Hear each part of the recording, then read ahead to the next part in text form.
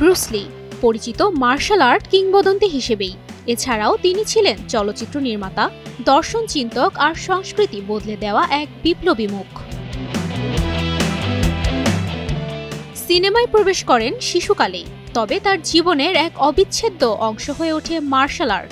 শুধু martial art দেখানোতেই আটকে থাকেননি, বরং সবাইকে ভাবতে শিখিয়েছেন পানির মতো হতে। তার জিতকুন্দ কৌশল ছিল নিয়ম ভাঙার আর সীমা ছাড়িয়ে যাওয়ার এক নতুন প্রতিরক্ষা কৌশল, যা শুধু লড়াই শেখায়নি, শিখিয়েছে নিজের ভেতরের সীমাহীন শক্তি চেনার পথ। এশিয়ান অভিনেতাদের জন্য তখনও হলিউডের দরজা পুরোটা খোলা ছিল না, তবে ব্রুস লি নিজের প্রতিভা প্রমাণ করেছেন শুধু শক্তি দিয়ে নয়, অদম্য আত্মবিশ্বাস দিয়ে। দ্য গ্রিন হর্নেটে কাতো চরিত্র তাকে এনে দেয় বিশ্বব্যাপী পরিচিতি, আর আমেরিকাকে দেখায় এক নতুন তারকার জন্ম।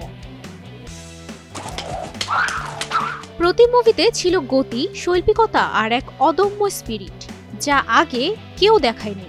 বিশেষ করে fist of fury, the way of the dragon আর ইন্টার দ্য ড্রাগন, তার প্রতিটি অ্যাকশন সিকোয়েন্স ছিল বাস্তব অভিনয়ের জন্য নয়, জীবনের সত্য মন্ত্রের মতো।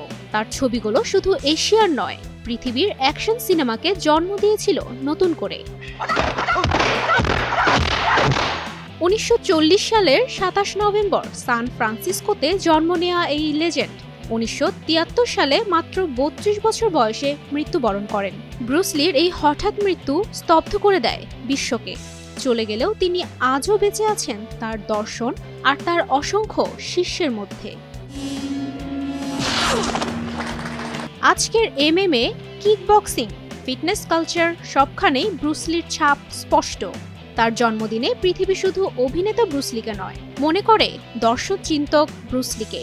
তিনি একাই বদলে দিয়েছিলেন মার্শাল আর্ট আর সিনেমার সঙ্গে মানুষের ভাবনার ধরনও। তার কথা যতবার উচ্চারিত হয় ততবার মনে পড়ে, বি ওয়াটার মাই ফ্রেন্ড।